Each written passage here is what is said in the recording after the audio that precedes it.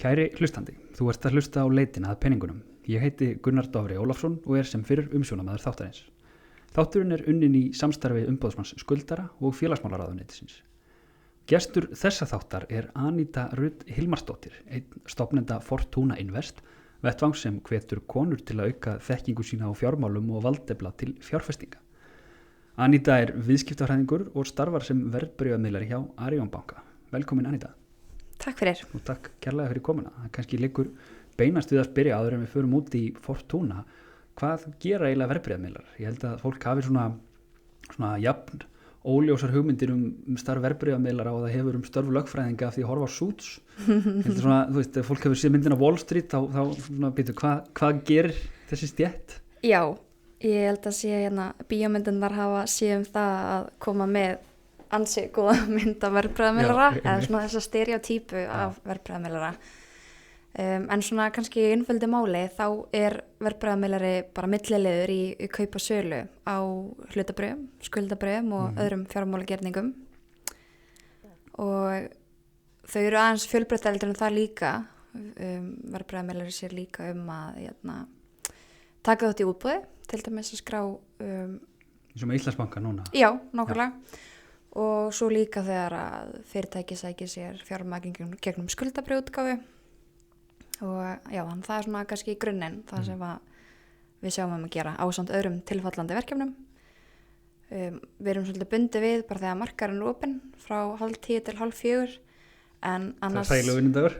Nei, svo líkur einhvern veginn vinnudeginum aldrei því að starfið felst náttúrulega mjög mikið í því að fylgjast með fréttum. Já. Og hann maður einhvern veginn stöðugt að vakta hverfið.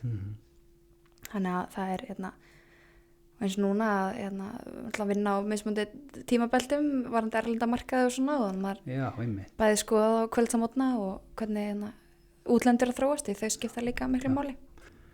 Þannig að þetta þá kannski einhvern veginn svona eins og að vera bara fasteignasali í því að tengja saman kuna með varandi peninga í svona stórum samskiptum? Nei, ég myndi nú ekki segja það af því að starf verðbréfamiðlarans gengur þetta mikið út af sambönd. Og byggja upp sambönd til lengri tíma og að mann kannski fasteignasalinn endur náttúrulega einskiptisliður hjá honum. Já, einmitt. Allavega þegar einstaklingar eru undir. Þegar einstaklingar eru undir þetta. Þannig þú kannski átt bara í samskiptum í einhvern ekst tíma, bara þegar við kaupa sölu á fasteign en meðan starfi verðbréfamiðlarans gengur þetta að byggja upp traust á milli aðila því það er náttúrulega grundvöllurinn að þessu. Þannig að þú ert bara með þinn svona viðskiptamanna hópa einhverju leyti sem þú sinnir þá. Já. Svona jafnaði. Og tekur þetta bara tíma að byggjast upp og þegar maður kemur inn í þetta nokkuð ungur þá auðvitað bara tekur tíma að byggja upp tengsl og sína það að maður hafa eitthvað fram að færa. Og þú ert einmitt frekar ung í þessum bransa, eða ekki? Jú, ég myndi segja það.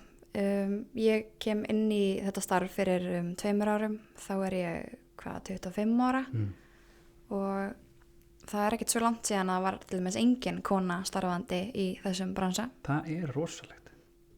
Já, það er alltaf sláandi. En við erum 3 núna. En við kannski stundum alltaf fyndið að segja við erum allar undir 30 og ballusar, sko. En þetta er mjög spennandi starf að vera í og mér finnst þetta mjög skemmtilegt. Og ég hvet bara alla sem að hafa áhuga á að klálega sækjast eftir. Já, akkurat. Þetta er ekki mjög stór stétt, stétt verðbréfamiðlara á Íslandi? Nei, ég veit svo sem ekki hvað eru margir talsins, en markaðurinn náttúrulega heima er ekki stór. Nei, akkurat. Þannig að, já, við erum svona kannski frekar fámenn. Já, þannig að þú hleypur á einhverjum tögum eða eitthvað svoleiðis. Já, eitthvað þannig. Já. Hefur alltaf hort inn í þennan geira? Voru fjármál alltaf í siktinu með einum eða öðrum hætti hjá þér? Já, ég get sagt það. Ég veit svo sem ekki alveg á þeim tíma af hverju það lá alltaf bara beinast við að fara í viðskiptafræði. Ég var á hagfræði kjörsviði í MS þegar ég var þar og svo ákvað ég að skrá mig bara beint í viðskiptafræði og kláraði þar í HR 2015 og já, ef maður hugsaði tilbaka þá kom ekkert annan til greina. Ég held ég hafi ekki einu sinni vita hvað verkfræði var á þeim tíma sko. Þú pældir ekki einu sinni í því? Nei, ég pældi ekki einu sinni í því og mér langaði reyndar alltaf í hagfræði en mér langaði í HR. Já. En það hérna... Og HR kennir ekki hagfræði, eða kenndi allavega Það ekki á þeim tíma en það er komið núna inn í námskrána. Þannig að, og jú, ég svona fekk mjög gott svona fjárhagslegt uppeldi. Já. Pabbi var í eigin rekstri og mamma hefur starfað hjá fjármálafyrirtæki bara frá því ég man eftir mér. Okay. Og það hefur, já, skiptir auðvitað miklu máli að það hefur alveg verið opinskar umræð fjármál við mataborðið og okkur hefur fundist gaman að tala viðskipti. Þannig ég hugsa að það sé svona einhver grundvöllur fyrir því að ég ákvaða að velja þennan geira, sko. Þannig að þetta hefur ekki verið svona tabú eins og á örugglega mörgum heimilum. Nei. Það er mjög gott. Það er mjög gott og það er mjög hollt. Og er rauninu bara nauðsynlegt. Akkurat. Og þú hefur ekki nóg með það að starfa við þetta, þá tekur þú saman með tveimur öðrum, þá komið þið saman og stofnið það sem heitir Fortuna Invest. Og það er svona kannski aðal umræðefni hérna í dag. Hvað er það? Hver er sagan? Og hvernig var fyrsta símtalið hérna? Hei, ef að fara að miðla upplýsingum fjármál og fjárfestingar?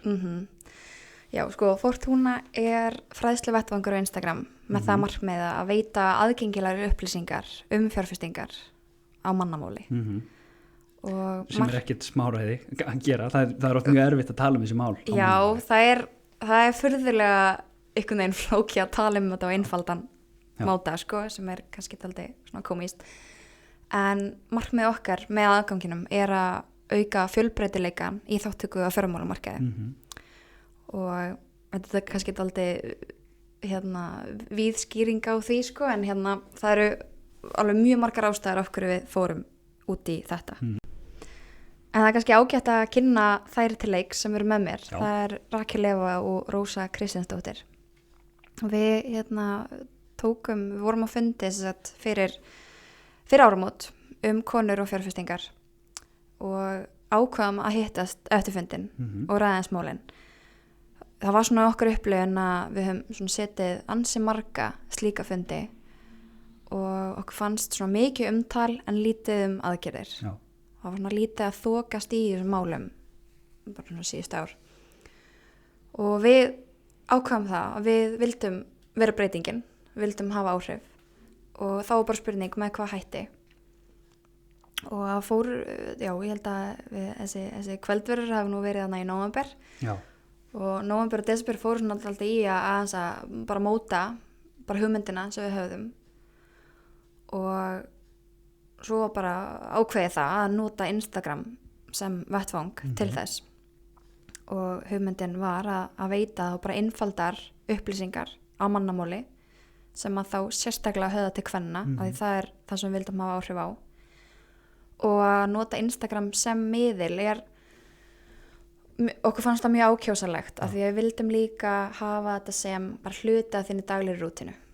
Það er þessi aldurshópur sem við erum kannski alltaf að fókusa á, notar Instagram á hverjum degi og þetta er svona bara hluti af rútínunni að fara gegnum miðilinn og við vildum að upplýsingarnar kæmu inn svona bara hægt og bítandi af því að við höfum alveg séð rannsóknir sem sýna fram að fjárfestingavilji og meðal kvenna er mikill en það er aðgengi að upplýsingum sem að vantar bæði þá traustum og bara aðgengilega með upplýsingum og svo er þetta líka tími sem er fyrirstaða af því að ef þú ætlar á annar borð að fara að kynna þér fjármál og fjárfestingar þá er þetta svolítið í bölgubið þú þarft aldrei að leita á mörgum stöðum það er ekkert víst að upplýsingarnir séu uppfærðar og svona erfitt kannski að treysta þeim þannig að okkur fannst Instagram bara mjög tilvalin vettvangur til þess að koma þessum skilaboðum framfæri og við byrjum bara að móta miðilinn á nýja ári og svo einhvern veginn vildum við bara henda þessu út í kosmosið einhvern veginn og voru nokkri póstu tilbúnir og svo bara opnum við fyrir miðilinn og við svona lögðum upp með að byrja nafnlaust Já, af því að við vildum kannski bara kanna hvernig áhugin fyrir svona miðla væri og svo þróast þetta fljótt í það við ákveðum bara núna væri kannski komin tími á að sína hverjar eða andlitin á baku miðlinn af því að þetta skiptir líka máli þegar kemur að því að trista upplýsingunum og viðtökurnar voru bara fram úr björtustu vonum.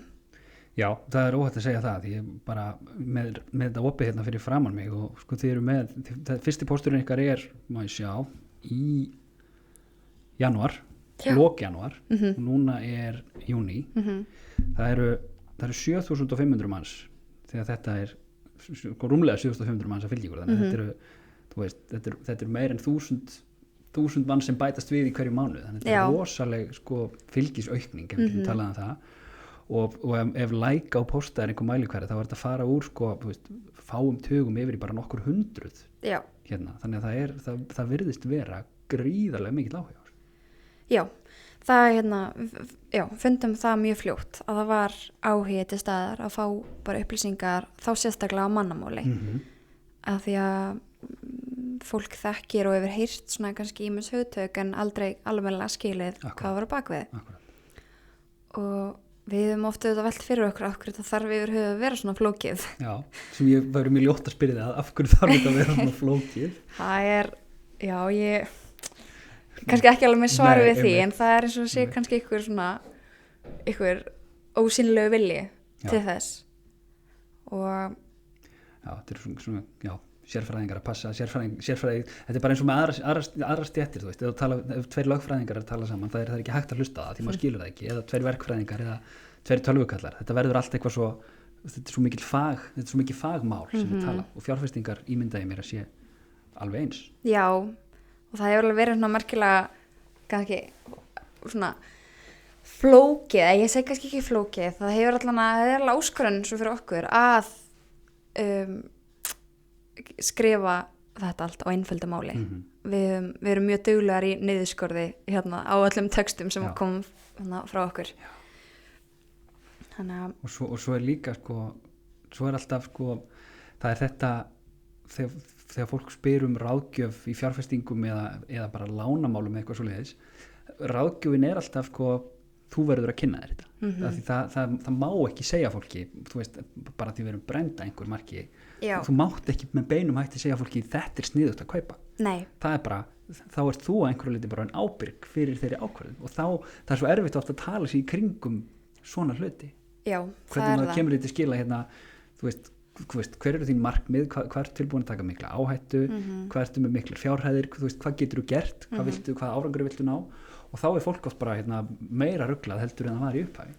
Já, okkur finnst mjög mikilvægt líka að gefa það fólki bara þau sko tæki og tól sem þarf til að byggja þá sína skoðun af því að við höfum auðvitað alveg fengið einhverja fyrirspurnir bara heyrðu hverju á ég kaupi það er ekki gott fyrir báða aðila að ef einn segir hinum hvað að gera það er ekki gott af því líka þegar ef að illa gengur þá auðvitað er nokkuð ljóst hver ber ábyrgð á því en þess vegna viljum við enn frekar að fólk geti tekið þá bara upplýst ákvörðun sjálft. Já, og það er einmitt svona svolítið rauður þráður í þessu hjá ykkur að hjálpa fólki, þetta er svona hjálpa fólki til sjálfshjálpar í rauninni, að byggja þekkinguna og kunnáttuna.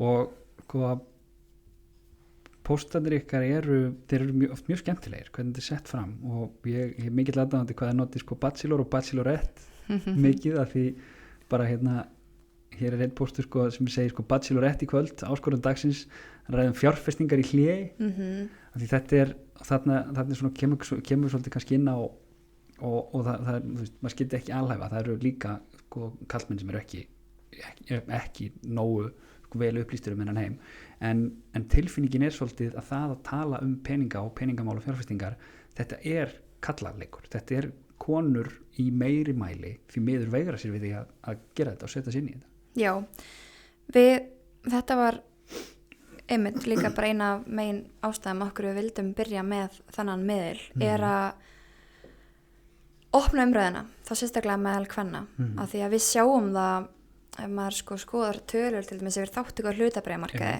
síðust ár, þá er alveg sláandi munur á milli kynja.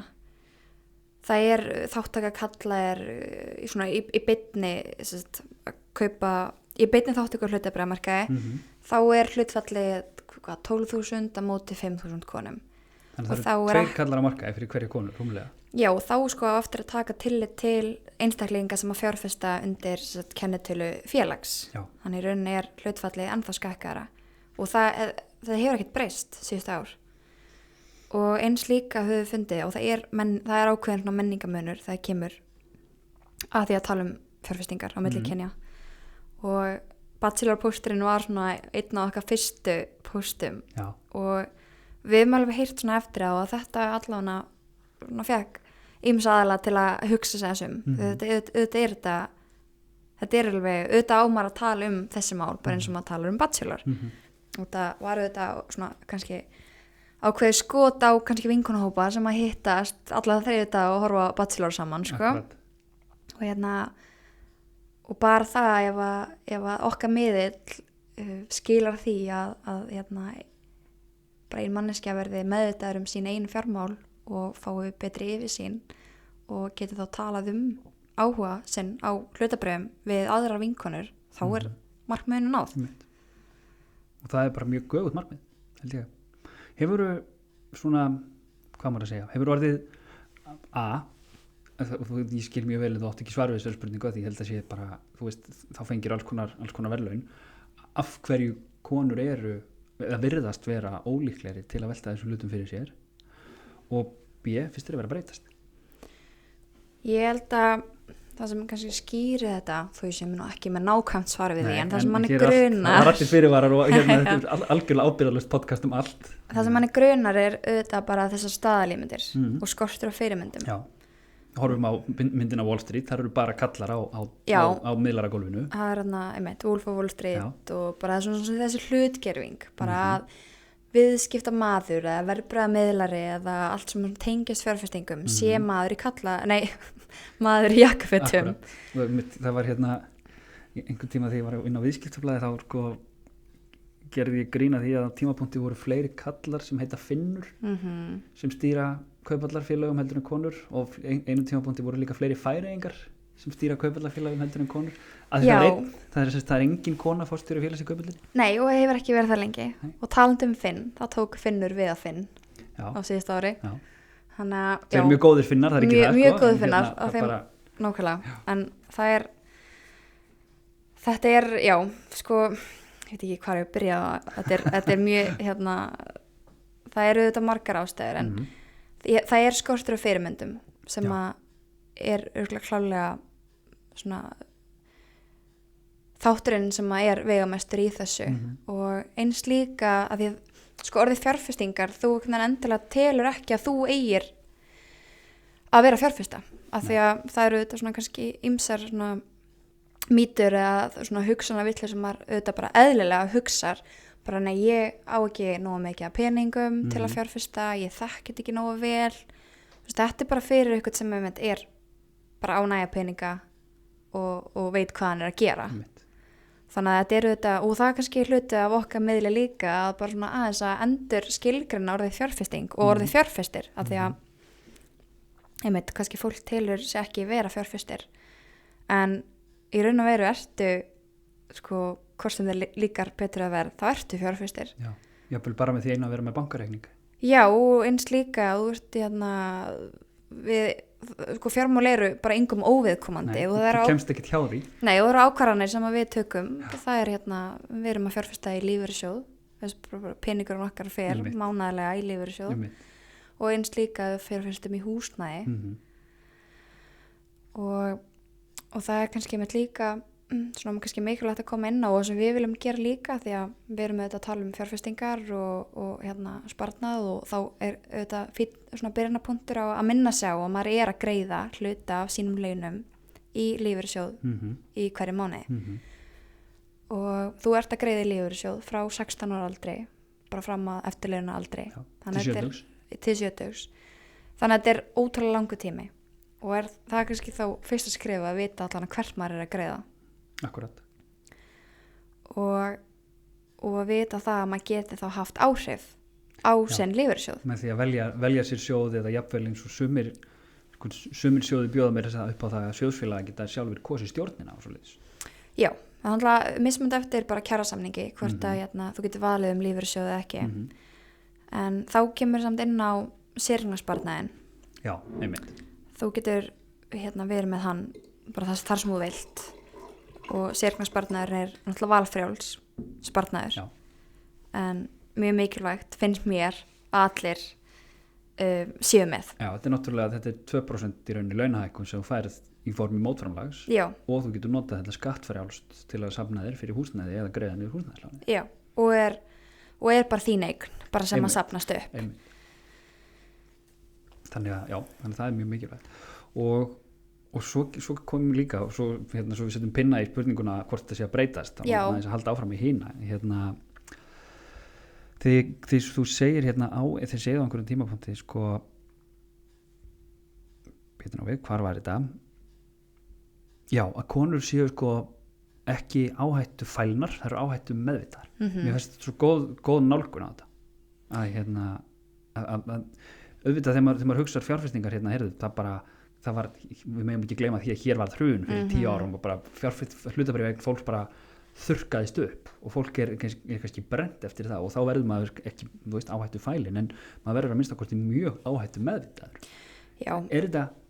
Eru konur of áhættu meðvitaður eða ég veit það ekki að hugsunin sé að þær fókusa meira á áhættuna heldur en möguleikan á ávinningi.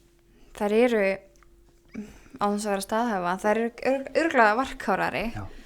Sem er að mjög mjög leiti gott. Já, en ástæðan okkur settum þannan póstinnar þegar okkur fannst þetta kannski dálítið svona neikvætt svona, og kannski eitthvað svona afsökun sem er yfirleitt notið á konur áhættufælnar og þær gerir ekki þetta og gerir ekki hitt og eitthvað svona, það er ekki rétt.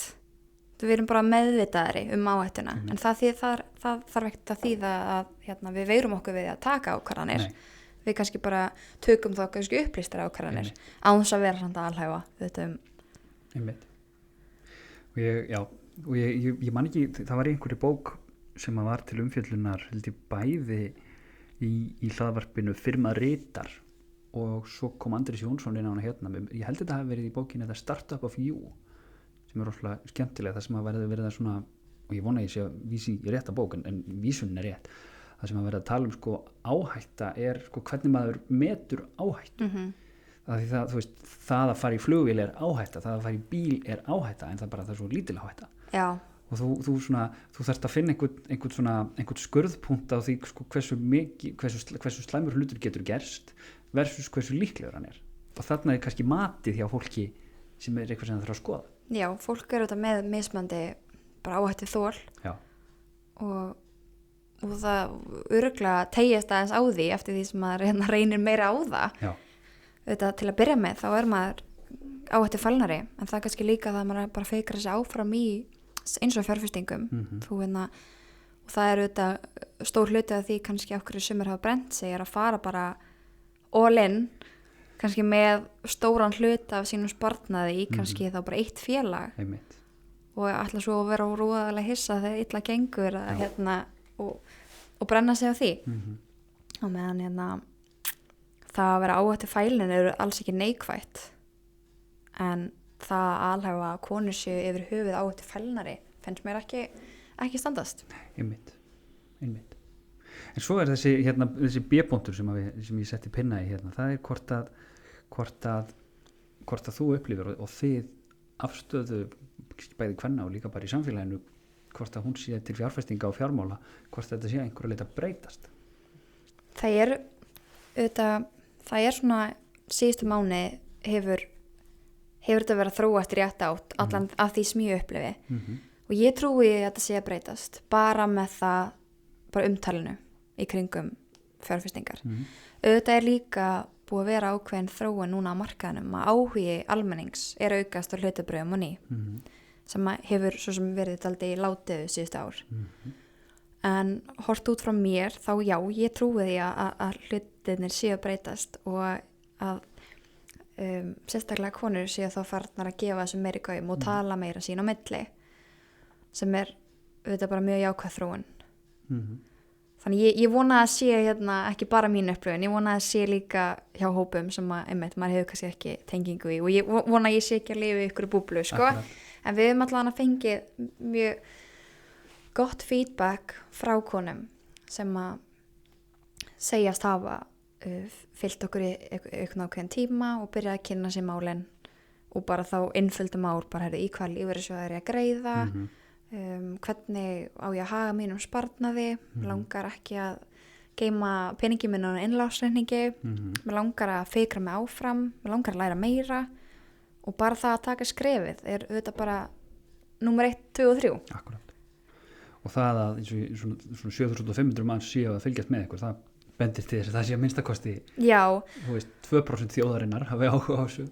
Men það er kannski fínt líka að það komi fram að auðvitað sko okkar fókus, við vildum nálgast konur í okkar umræðin, auðvitað við erum ekkert að tala öðruvísi, þú veist, við erum ekkert að, það er ekkert annað tungumál á milli kynjana þegar kemur að tala tala þannig að það er öllum velkomið að fylgja okkur af því að það hafa allir jafn mikinn hag á því og bara hver þú ert. Ég meina, ég fylgi ykkur og mér finnst margt mjög áhugavert og ég er ekki kona. Nei, þannig ég vil auðvitað taka það hérna fram að það er auðvitað viljum við að allir áhugasamir fylgi okkar meðli. Því þetta er, en fyrst og fremst vildum við hafa áhrif á konur í þessu samhengi. Nákvæmlega.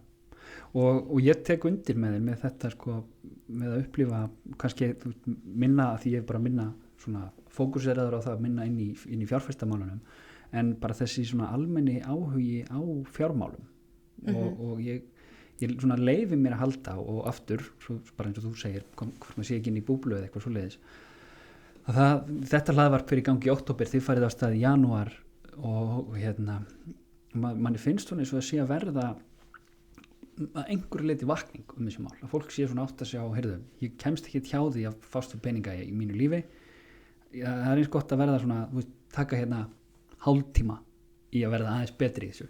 Já, það hefur verið mikil breyting af því sem maður har fundið núna síðustu mánuði. Ég hugsa að þetta var margir svona samverkandi þættir sem hafa þar áhrif. Sko, það þetta ákveðin veira í samfélaginu sem að örugglega kannski við getum þakka í daginn fyrir, ég segi svona. En ég hugsa að það er þessi breyting á því að við höfum sparifjáreigendur hafa haft það bara mjög gott með sitt fyrir inn á innlánsreikningum með banka. Út af háum vöxtum. Bara fengi ágætt kjör bara fyrir enga áhættu. Síðan þegar stýrivextir taka að lækka og í einhverjum tilökum núna ávöxtun á innlánsreikningum voru neikvæð, þá þetta eðlilega fer fólk að pæla í því hvert það getur flutt peningin sinn til að fá þá meira ávöxtun.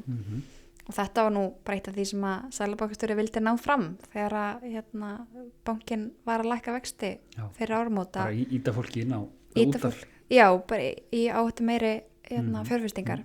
Bara kurjósa fyrir þau sem ekki vita, hvað eru neikvæðir vextir? Það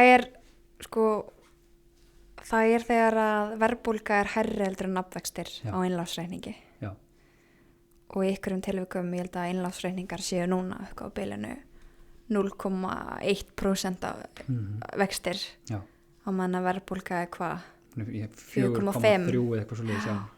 Og þannig að þá er basically peningurinn að rýrna inn á innlánsreikningi. Þannig eftir ár þá þú færð 1% vexti, segjum það, þá verður 1000 kallið inn að 1010 krónum. Já, með svona tilliti til verðbólgu þá er hann að rýrna. Já, þá verður hann að 990 eitthvað eða 970 eitthvað af því þú getur keypt minna fyrir það sem þú áttir. Já. Og það er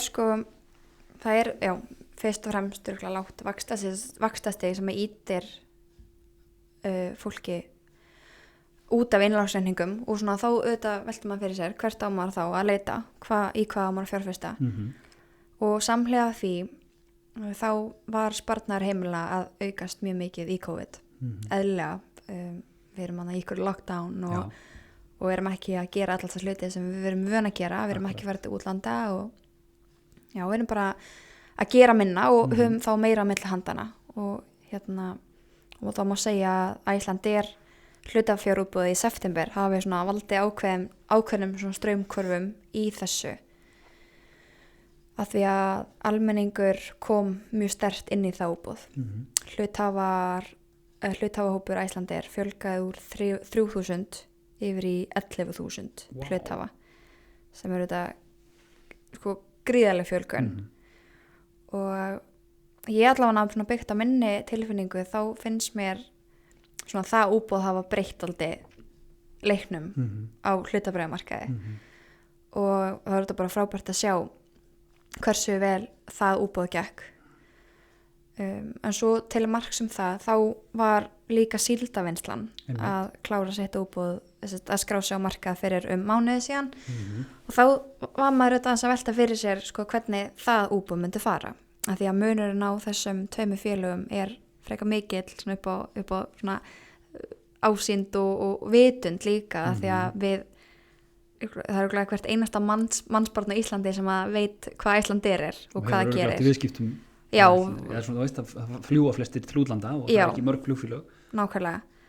Þannig að munurinn á þessum 2 félögum að þú þurftir að kynna þér þá síldavinnsluna meira, bara starfsemina og út af hvað fyrirtækið gengur en það hlutafjárútboð það gekk mjög vel og inn komu 6.500 hlutafar þannig mikil þáttaka þannig það eru ég held að síldavinnslan sé það núna 4. fyrirtæki Kauphöll sem þá með stærsta hlutafahópin þannig að það er svona ýmis það er að verða mjög góð breyting núna á. Og það er einmitt þegar þessi þáttur er tekin upp og því líkur reyndar svipað leið og hann fer í loftið. Þannig ef þú hlustandi eftir að hlusta á þetta eftir hádegi á þriðjudagi þá ertu orðin og seinn. Það er í gangi mitt hlutafjárútboð hjá Íslandsbanka núna. Já. Og það verður spennandi að sjá hver þáttakan í því verður. Já, það verður mjög spennandi að sjá hvernig það munir þróast. Þannig að það er margt að gerast í þessu en það er eitt sem vekur áhuga minn sem kemur inn á það er þetta að í COVID þá bara höfðum við ekkert við peningan okkar að gera en að geyma þá og þá svona hvað maður að segja þá ég les tvennt úr því aðalega eitt það er það að við getum flest sem ekki mistum vinnuna og höfum vinnu og erum bara með sæmilegar tekjur við getum öll sparað við getum fundið leiðir til þess að eyða ekki öllum peningunum þannig að við höfum grundvöllin til þess að byrja að fjárfesta það eina sem við þurfum bara að láta taka fram fyrir hendurnar á okkur og bara banna okkur að fara til útlanda og banna okkur að fara á barinn og banna okkur að fara út að borða þá bara höfum við ekki, þú getur bara keypt svo mikið mat eitthvað svo leiðis þannig að það hafa við getum ekki sagt eins og ég segi, með þeim fyrirvara sumir hafa mjög litla burði til þess að spara en fólk sem hefur bara eðlilega tekjur hafa allir möguleikana á bara fara ekki til tenni þetta árið og búa sér til varasjóð eða fjárfesta í þeim fjárfestingu sem fólk hefur trú á að gera eða borga niður láni sér til eitthvað sem kemur inn á þessa svona eina fyrstu reglunum og fyrstu pælingunum í fjármálum og sparnaði, það er 50-30-20 reglun. Já. Við erum mjög hrifnar af þeirri reglu. Já, við deilum þeirri hrifningu. Af því að hún er líka einföld og fólk getur aðlaðana að sínu. Já, einmitt. En svona til að útskýra hana þá gengur 50-30-20 reglan út af það að þú fyrir að fyrsta skoðir bara þinn fjárhag. Þú skoðar hvað tekjur úr það fá einn og síðan skoður allan þinn fastakostnað og þetta er annars vegar þá greiða niður eða borga afborganar láninu þínu eða greiða leiguna þetta er matur, þetta er dagvistun barna, bara allir þessi fasti kostnaðir sem að borga mánaðlega og það er þessi 50% þannig að fyrir að fyrsta úr að fá yfirsýn yfir þín útgjöld og síðan gengur þá 50-30-20 reglan út af það að 50% af þínum tekjum fari þá í hennan fasta kostnað, 30% fari í skemmtun og 20% fari þá í að byggja upp sparnað. Og það er auðvitað að breyta þessum hlutföllum bara eftir hendusemi.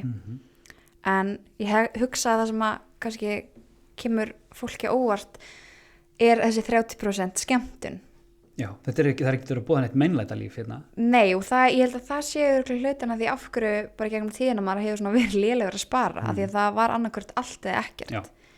Og ég man alveg þegar einhvern veginn var að byggja þess að reyna að safna sér upp fyrir íbúð, en svo heyrði maður bara frá einhverjum eldra fólki að maður myndir aldrei takast það því allir peningurum hans fari bara í avocado toast og svona, og þannig að einhvern veginn það er alltaf sem að væri að velja að þú ætlar ekki bíó að því að þú ert að spara fyrir íbúð, þú ætlar ekki að gera þitt og þetta eða neita þér hluti, en þarna ertu bara búin að taka þá bara x upphæð sem þú ætlar þá bara að verja í skemmtun. Akkurat.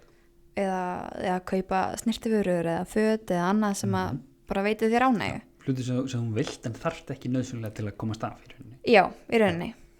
Og þá er það þessi 20% sem að eftir eru, sem að þú getur þá nýtt til að byggja upp bara reglubundin sparnað.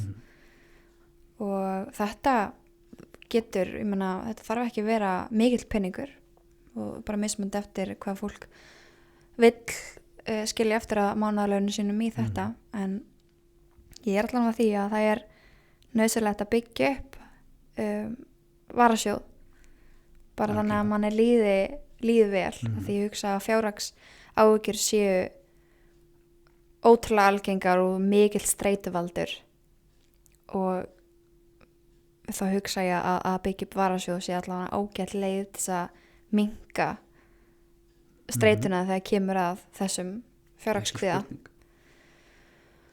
Og já, og þetta getur svo orðið grunnurinn að frekari fjárfestingu. Já, því að í rauninni þegar þú ætlar að fara að fjárfesta þá þarftu þetta fyrst að bara skoða bara hvernig lítur þetta út hjá þér, hvernig er mitt, hvar ég fóði tekjur og svo í hverju er að eyða. Þannig að þú auðvitað fyrsta skrefið í þessu er að fá yfirsýn yfir fjárhæðin og í hvað peningur þinn er að fara, og þá jafnvel eftir því sem meðvitaðari því betur getur stjórnaði. Þarna þú getur séð ég eyða kannski alltaf miklu í skyndibita og þá kannski getur ég sett markmið að eyða bara x prósentum af mínu launum í skyndibita. Og svo þetta er grundvöllurinn að því að vita síðan hvaða fjárhæðum maður getur tekið frá og sett í fjárfestingar. Já, og þetta er svona, eins og við sögum, þetta er svona kannski svona grunnhugsunin sem er mjög gott að fólk tilengi sér þegar það er að byrja. Það virkar rosalega einfalt, en það er eitt að sjá þetta og lesa þetta, en hitt er bara að svona setja sig í það skrúfstykki að fara eftir þessu. Já, en það er bara örugglega fyrsta skrefið, bara að byrja. Já. Af því það er örugglega fyrir mörgum það að kíkja inn á heimabanka sinn, svona svipað að kíkja á einkunnablaðið þegar maður var að útskrifast í grunnskóla, maður þorði því ekki. Já, heimabankakvíðin. Já, en ég hugsa að þetta sé allavega ágæt leið til þess að bara hefjast handa við að fá yfir sín. Og þegar maður er búin að því þá allan að maður meðvitaður hvert neysla manns er að fara og eins líka þá hvaða peningur er eftir og hvernig ætla ég að koma honum í vinnu. Algjörlega. Og við svo sem höfum líka bent á að til dæmis við erum öll að greiða í einhverja áskriftaþjónustur í hverju mánuði, hvort sem það er Netflix eða Spotify, Audible, Storytel, hvaðina. Okkur ekki að bæta við 10 króna áskrift í til dæmis sjóð. Já. Af því að auðvitað veltir fólk vöngum yfir því hvert peningurinn á að fara og það er ekkert allir sem hafa áhuga á fjárfesta og fylgjast með markaðanum bara út og inn, sko. Nei, þannig að við hefum svolítið komið inn á það að kynna þetta sjóðafyrirkomulag sem er alveg mjög sniðugt sparnaðarform fyrir einstaklinga að fjárfesta í og það er hægt að vera til dæmis bara í áskrift sem þýðir það að þú bara sækir þá að vera í áskrift af þessum sjóð þannig að mánaðarlega er það bara skuldfært af þínum reikningi svo upp að sem þú óskar eftir og þar með ertu aldrei búin að taka svona þægileg skref í það að þú þurfur ekki ákvað í hverju minnstu mánuði hvað þú ætla síðan að gera. Akkurat. Að því líkurnar á því, það eru tölur líkur á að þú bara frestir og þú bara, ég ætla að gera þetta á morgun og svo bara líða dagarnir og vikurnar og svo gerður ekki neitt. Þannig að við höfum svona, svolítið verið að kynna líka þetta sjóðafyrirkomulag. Það er mjög skemmtilegt hvernig það virkar og hvernig það er hugsað því það sem ég held að fólk horfir svolítið á í hlutabréfamarkaði er að það horfir of mikið á hlutabréf og bara markaði almennt eins og svona fjárhættuspil. Þú þurfir bara að vera heppinn og þú veist, kaupa í réttu fyrirtæki á réttum tíma fyrir réttar fjárhæðir og allt þetta. Mjög litla líkur á því að þú gerir það svona í rauninni eins og Warren Buffett sem er bara ég held að maður þurfi ekki einu svona að gera það fyrirvara árangusríkasti fjárfestir í heimi sá sem hefur náð bara, þetta er eitt ríkasti maður í heimi, hann er nýræður og hefur bara haldið sér við svona boðað mjög einfaldar reglur hvað þetta varðar. Þetta snýst ekki sko, og það er veðmál sem hann gerði sem ég finnst alltaf mjög skemmtilegt að vitni sem hann gerði við sjóðstjóra hjá Pegasus einhverjum sjóði bara, hann keypti bara í vísitölu sjóði Warren Buffett og lét hann bíða í 10 ár meðan hinn keypti og seldi og fjárfesting Warren Buffett hún óks miklu meira heldur en virka fjárfestisins en það er einmitt þetta í rauninni bara að kaupa í, eins og þú segir, í sjóðum og þá ertu ekki að reyna að finna út hvenær er best að kaupa heldur bara, þú ákveður ég ætla að kaupa og ég ætla að vera í sjóðnum lengi. Já, þú ert til að útskýra sjóðafyrirkomulagi þá ertu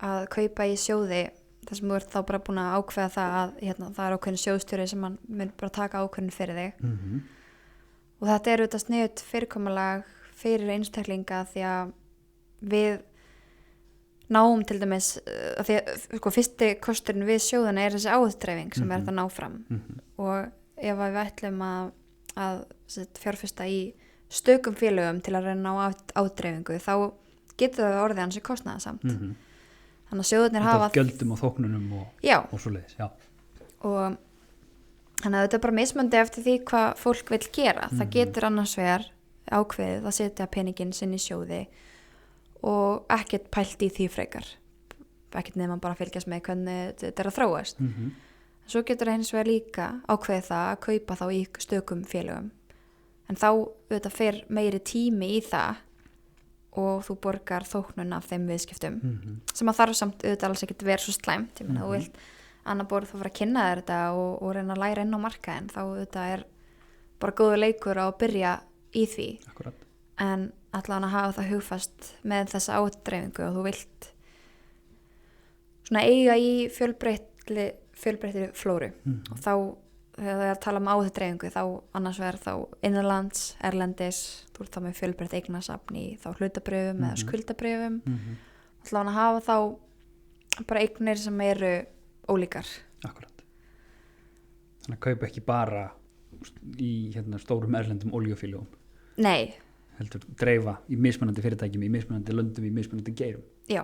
Þetta er mjög og það er með þetta sjóðafyrirkomulag þá þarft þú ekki sjálf að finna upp hvernig þú vilt dreifa því, það er bara búa til formúlu sem aðrir eru að nota. Já, þú getur bara reyna kynnt þér þetta til margir sjóðir og það er annars verið þá hlutabréfasjóðir, skuldabréfasjóðir, það eru blandaðir sjóðir, sjóðir sem fjárfesta innlands, erlendis og þú getur svo bara svolítið valið hvaða fókus þú vilt reyna að ná fram og þú getur fylgst með, segjum að þú fjárfestir í hlutabréfasjóði, þá getur þú mánaðarlega fylgst með því hvað sjóður þinn er að fjárfesta í. Þannig að þú getur séð félögin, svona stærstu eignirnar þar undir og eins líka að þetta kynntir ávöxtunina og svo eru upplýsingablöð sem að segja til hvernig sjóðurinn er hugsaður og en þú ættir alveg að geta fylgst með þó þú takir ekki beina ákvörðun sjálfur. Akkurat.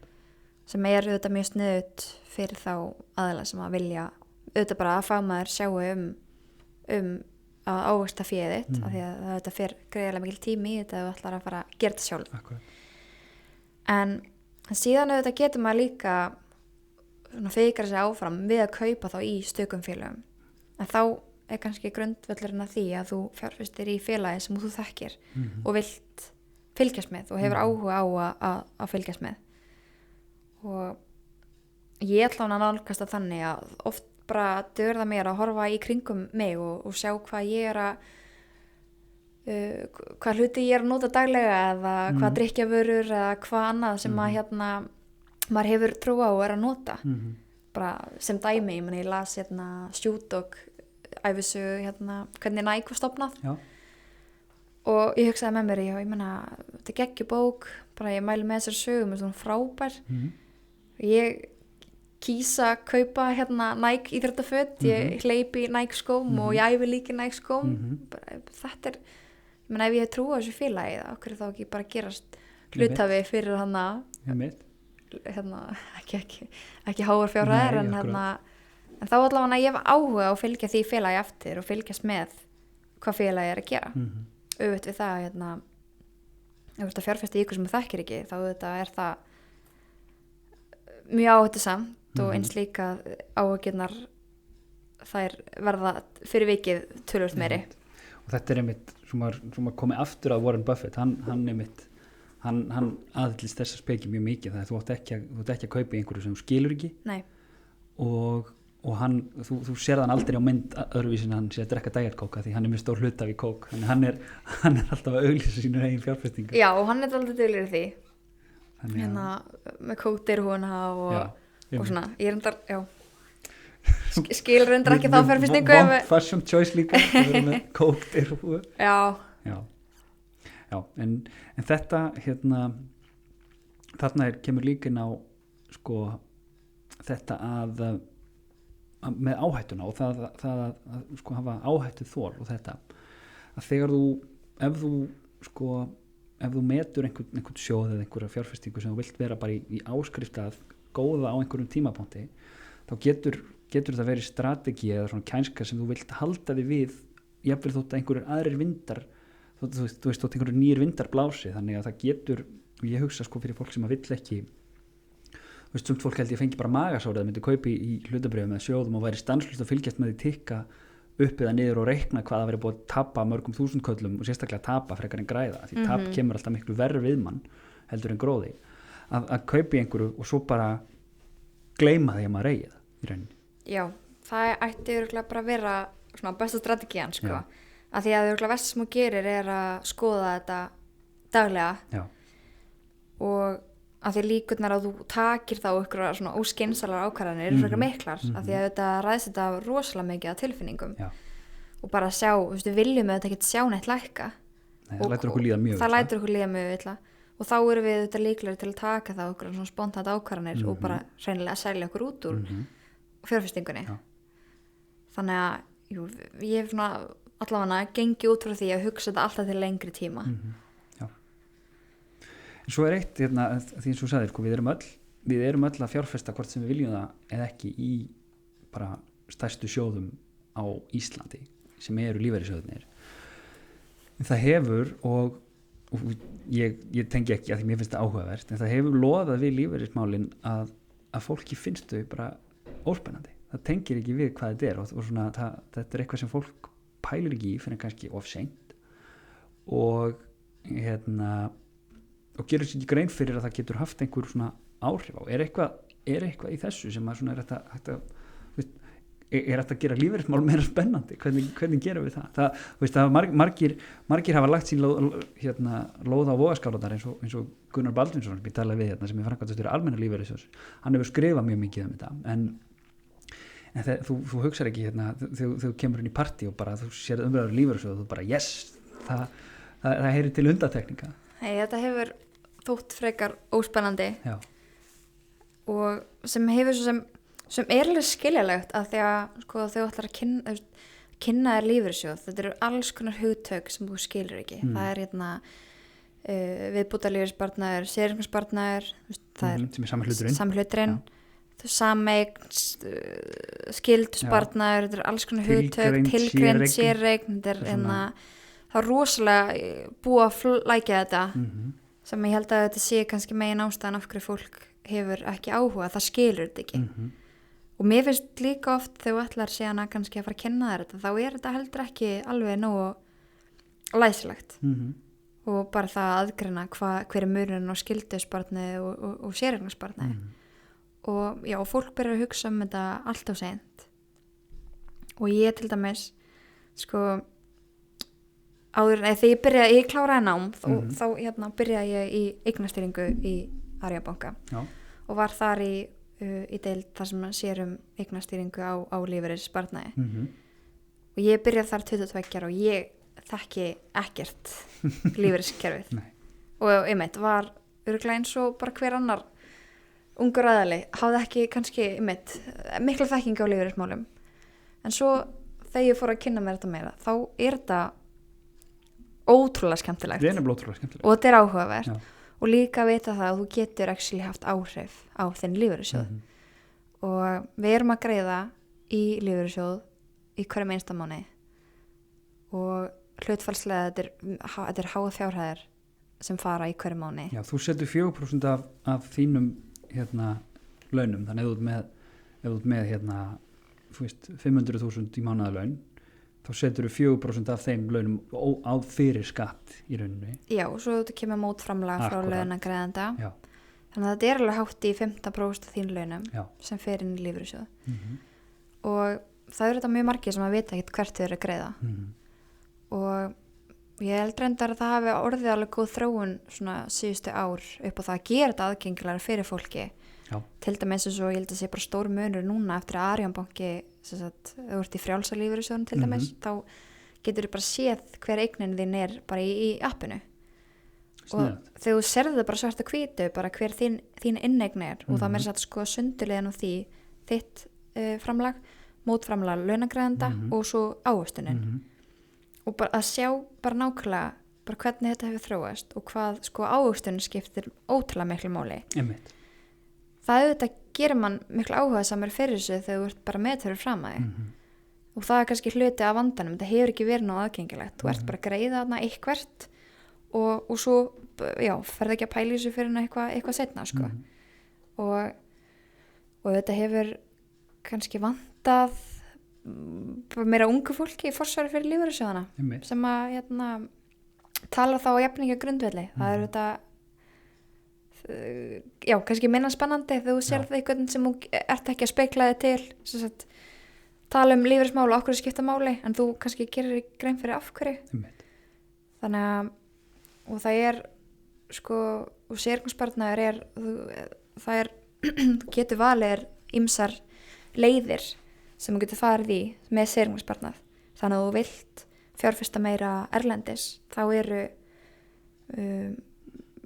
mismandi fjárfestingarleiðir hjá lífeyrissjóðum í boði þannig að og þú getur líka haft áhrif á það hvort þú viljir þá vera meira í hlutabrjöfum eða í varfarnari leið sem þá þyngri í skuldabrjöfum og þannig að þetta kannski meira þá tengt svona bara ævilínu bara eftir því sem þetta yngri þá hagfelldara að stærri hluti sé í hlutabrjöfum þú getur tekið meira áhættu þegar þetta yngri og svo færist það bara eftir aldri og þú kannski fyrir hlutfall skuldabrjöf hækkandi og þannig að þú getur haft áhrif þar líka og svo það var í ég held að það hafi verið herra netur mér sem kom inn á það að lífeyrisgáttin þar getur bara og þar getur séð bara þar búið að safna saman fyrir þig öllum upplýsingum í hvaða lífeyrissjóð þú hefur greitt og hvað þú færið út úr þeim ef þú hættir að vinna á ákveðnum aldri, þú veist 65, 67, 70 og svoleiðis, þannig að það líka mjög spennandi að geta það að koma með svona einn aðgang það sem getur kynnt bara ég var í vinnuskólanum þegar ég var 15 ára, ég vann í Krónunni eða þarna og þannig maður búin að greiða á marga staði þannig að lífeyrisgáttin mjög þægileg upp á það að gera að sjá bara hvar þú átt inni og þetta hefur til að skipt málið og ætlar að sækja þér til dæmis fasteignalán hjá lífeyrissjóði þá þarftu að hafa verið greiðandi í sjóðin til að geta átt kosta því að taka lán þannig að ég var til dæmis mjög ánægð með viðtalið við herran Heidsmjör þegar hann byrjaði að tala lífeyrismál af því það alls ekki oft sem að sér ungt fólk tala lífeyrissparnað með þessum hætti eins og hann gerði og eins og hann benti á bara hann væri að greiða sér hann er með fyrirtæki utanum sinn framma og er að greiða sér laun og greiði síðan í skyldisparnað og séreignarsparnað og þetta er alveg mjög mikilvægt að maður sé með þetta bara fyrstulega hvert maður er að greiða og vita það að maður getur mánaðarlega kemur ávöxtun á lífeyrissparnaðinum þannig að þú getur kynnt þér bara hvernig er þeim að ganga að fjárfesta lífeyrinu mínum og eins líka urðu alveg áhugaverðar breytingar 2017 þar sem að lífeyrissjóðum var sett sér það var bara sett í lög að lífeyrissjóðum ber að setja sér siðferðislega viðmið í fjárfestingum ok, og hvað þýðir það? Og það var svona já, þetta er mismunandi hvernig þetta var túlkað en allavega komist svona lífeyrissjóðar því að fylgja þessu eftir með því að setja sér stefnu ábyrgar fjárfestingar og hvað þýðir það? Það þýðir þú bara setur ákveðna stefnu bara hvernig þú ætlar að starfa já. Og að því að lífeyrissjóður heima eru þetta rosastórir og allir okkar sparnaður þar og það þetta skiptir allavega mig máli að vita það að minn lífeyrissjóður sé að starfa í sátt og samlyndi við umhverfið sem við búum í og sé ekki að fjárfesta í ykkurum illa mengandi fyrirtækjum eða fyrirtækjum sem eru ekki með góða stjórnarhætti hergagnaframleiðendum og eitthvað svo leiðis já. Og svo þetta er kannski mismunandi þú getur þetta líka vera að fjárfesta í fyrirtækjum sem þú vilt þá hafa áhrif á þú ætlar ekki bara að útloka ég veit ekki olíufyrirtæki eða annað sko, þú vilt geta haft áhrif á starfsemina þannig að ég mæli með líka fyrir fólk að kynna sér þá þessa stefnu síns lífeyrissjóðs, hvernig þau fara eftir henni, hvernig þau framfylgja henni og eins líka já, bara hvernig stefnun hljómar já. Og þessar upplýsingar eru bara aðgengilegar á vefsjóðana já, það eru aðgengilegar á vefsjóðana já. Svona aðeins til að draga þetta saman, þetta búið að vera mjög skemmtilegt spjallina hjá okkur en svona til að erfiða spurningin, ef þú ættir að hvað væri svona fyrir fólk sem að er ekki nógu örugt, nógu sterkt á svellinu, veit ekki hvernig á að fjárfesta sínum peningum en vill gera það hvar myndir þú byrja? Hvað væri það bara ef einhverjar hlusta og hugsa sérna, heyrðu, ég vil fara að skoða þetta hvað á ég að gera? Er það bara að fara á Instagram og íta á follow hjá Fortuna? Ég hugsa það sé ágætt byrjun já. En eins og við tölum með maðan 50-30-20 reglan, mér finnst hún mjög gott viðmið, svona upp á upphafspunkt, af því að þú ert ekki að hlaupa til og fjárfesta bara ykkur fyrir eitthvað pening. Nei. Þú vilt geta haft fyrstulega yfirsýn yfir fjárhæðin og hvernig þetta lítur út og hvað svigrúm þú hefur til þess að byrja að fjárfesta.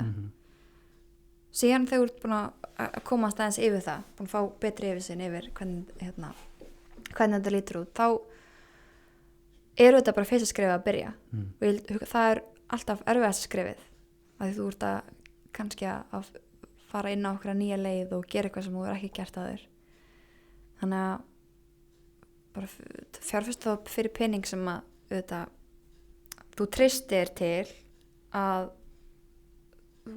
þú ætla þarf að hugsa að þú getur gæti horfið en byrjaði þá bara með nokkra þúsund kalla. Keyptu, ég held að lágmarkskaup í sjóðum sé fyrir 10.000 krónur. Byrjaði þar. Og ég ætla að trúi því að eftir þú tekur fyrsta skrefið þá komi ákveðin snjóbolta áhrif. Já, þá ertu búin að breyta hugsuninni. Ég er manneskja sem fjárfestir. Já, og þú ferð að fylgjast betur með. Og allt sem þú veitir athygli það vex og dafnar. Akkurat. Þannig og svo auðvitað er vonandi verður þú þróun að þá ferðu kannski að deila með viniðinum hvað þú varst að gera. Ég var að kaupa þessum sjóð og þá er ykkur vinkona já, ég var undir að kaupa þessu félagi, nú af hverju? Já, því mér finnst það spennandi og ég hef trúið því og já, þú segir nokkuð, ok, ég ætla að skoða þetta. Já. Þannig að við fáum þetta umtala því að ég hugsa að versta sem við getum gert er að gera þetta allt í hljóði af því að við erum öll að pæla í peningum og við viljum öll hafa fjárhagslegt frelsi og öryggi og við eigum ekki að þurfa að burðast með það í hljóði. Akkurat. Plús að þetta er mjög skemmtilegt Þetta er það. þegar þú ert byrjaður í þessu vegferð. Get alveg tekið undir það. Þannig að já, og bara einmitt, það er svona, það er undanfari af 50-30-20 reglunni, það er svona kannski skref 0, það er það að fá yfirsýn, og 50-30-20 reglan er svona bara sniðmátt af því. Já, þannig að þú getur einmitt yfirfært hana þá yfir bara á þinn fjárhag og fengið á einmitt betri mynd af því. Já. En svona kannski aðeins líka til að draga þetta saman. Hvers vegna finnst þér og ykkur skipta máli að fókusa á konur í þessari umræðu, í þessari fjármálaumræðu? Sko, þegar við lítum á svona hinnar ýmsu staðreyndir, þá er það þannig að konur lifa að meðaltali lengur. En þær eru líka með styttri starfsævi. Konur fara oftar út af vinnumarkaði, þá sérstaklega út af barneignum. Og eins eru þær líka líklegri til að vera heima þegar þau eru veikindi eða að detta út af vinnumarkaði þegar þau eru veikindi í fjölskyldunni. Og svo meðan að konur eru fjarri vinnumarkaði þá eru kannski frekar líklegri að kallar komist frekar í æðstu stöður. Já. Og konur eru að meðaltali með lægri laun en karlar. Og svo á móti líka þá fjárfesta þær minna. Þannig að þetta eru svona, já, þetta eru bara staðrendir, bara út allan heim. Og það að við lifum lengur, það þýðir að við þurfum meira fé á milli handana fyrir lengri tíma. Og þess að skiptir miklu máli hvernig við þá byggjum upp sparnað. Þannig að það er þá mjög mikilvægt fyrir konur að fara að velta þessu fyrir sér, bara ekki seinna núna af því, þú veist, ef maður horfir á þetta eins og þú lýsir þessu, spilunum er ekki alveg jafnt gefið, eða spilun er ekki jafnt gefið. Nei, mér finnst það mjög mikilvægt. Og líka þá myndum við fáum þá bara þessa þróun í gang að þáttaka á milli kynja, sé þá jöfn þegar kemur að eins og hlutabréfamarkaði. Já. Og þetta er líka eitthvað sem hefur komið upp í þessu þáttum eða hefur verið komið inn á að þegar kynin skipta með sér hlutverkum í sambandi þá er það ekki til aðlæfa en oftar en ekki kallar sem sjá fjármál heimilisins. Já, það vill oft vera þannig. Og eins líka maður eru upplegað það líka að það er algengt í samböndum að einmitt konan sjá svona öll útgjöld, alla útgjaldaliði. En svo þegar kemur að þessum fjárfestingarhluta, þá sé það á maka eða hinum að gera það. Akkurat. Og eins og það er einhvern veginn ekki erindi í það, Það ég held að það sé alveg því miður algengt. Já, ég tek undir með þér að það er eitthvað sem er bara mjög mikilvægt að vinda ofan. Já, og eins líka bara þetta svona, þetta svarina, já, hann nonni sér bara þetta. Einmitt. Verið með þetta þetta bæði. Af því að fjárhagsáhyggjur eru þetta líka mjög mikil streituvaldur í sambandi. Þannig að það held sér bara mjög mikilvægt að báðir aðalar séu í takti með þetta og taki sameiginlega ákvörðun fjárhag heimilisins. Ekki að sé undir einum komið. Og talandi líka okkur þetta skipti þá meira máli fyrir konur. Við stöndum undir miklu meira neyslu í heiminum heldur en karlar. Ég held að það sé alveg nokkuð ljóst. Við erum að eyða meira. Og einhvern veginn, það bara að virka þannig bara, við erum kaupum, þú veist, snirtivörur markar heim, Þessi er öllu beint að konum. Þannig við einhvern veginn erum þá eyðslugu glaðari og svo spurum við minna og fjárfestum minna. Þetta er svona kannski skilabóðin sem okkur hafa verið aldrei gefin. Og það er örugglega bara mikilvægt að þessu öllu er að brjóta niður þessu staðalímyndir. Já. Það færi mjög vel sama við önnur verkefni sem ég er í ef neyslan myndi minnka. Það væri öllum til góða. Nákvæmlega. Þetta er búið að vera ótrúlega fróðlegt og skemmtilegt, Aníta Rut. Takk að þér kærlega fyrir spjallið og komuna í leitina að peningunum. Takk sem er leið. Og ef þú, kæri hlustandi, hafðir ánægju eða gagn af þessu spjalli, þá máttu endilega benda vinuðinum og fjölskyldu á að hlusta á leitina að peningunum. Og ef þú lumar á áhugaverðri sögu heimilisfjármál, vilt spyrja spurninga eða benda á góðan viðmælanda, þá máttu endilega hafa samband á Facebook síðunni leitin að peningunum. Takk fyrir að hlusta.